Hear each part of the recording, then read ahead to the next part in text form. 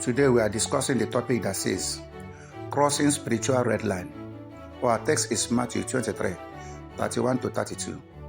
Jesus warned the Pharisees that they are following in the footsteps of their ancestors who killed the prophets sent by God. This was a sharp reminder of how dishonoring God's messengers not only impact the current generation, but also leaves a dangerous legacy for the next. The choices we make in how we treat the men and women of God today set the spiritual tone for the generation that follow. If we neglect, dishonor, or rebel against God's anointed, we teach our children to do same, perpetuating a cycle of rebellion, loss, and judgment. In many families, disrespect for spiritual authority begins at the dinner table. When parents criticize pastors, gossip about church leaders, or openly defy instructions, the children grow up viewing the church and its leadership with contempt.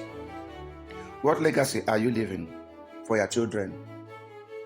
Are you teaching them to honor or dishonor God's messengers? Hebrews 13:17. Spiritual leaders are God's appointed watchmen, guiding and protecting their flock. When we rebel against them, we step outside their covering. This lack of protection affects not only us, but also our children, who are left spiritually exposed. 1 Kings chapter 17, verse 7 to 16. The widow of Zarephath obeyed Elijah and received supernatural provision that sustained her family throughout the famine. Her son's life was saved because she chose to honor God's messenger.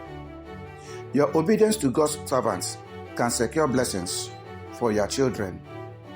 Dearly beloved, choose obedience not just for yourself, but for the sake of your children and future generation.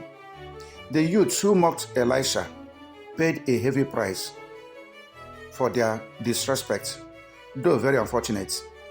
They were mauled by bears, showing the seriousness of dishonoring God's messengers. A pertinent question to ask now is, where did these youths learn to disrespect God's prophets? Likely from their parents or community who failed to teach them reverence. If we model rebellion, our children will face the consequences of the seed we plant. Numbers 14, verse 29 to 23. The Israelites' constant rebellion against Moses and other prophets led to a generation wandering in the wilderness and dying without entering the promised land. Proverbs 22:6. Train a child the way he should go, and when he is old, he will not depart from it. Let us choose to honor God by honoring his messengers, creating a legacy of obedience, blessings, and spiritual covering for generations to come. God bless you.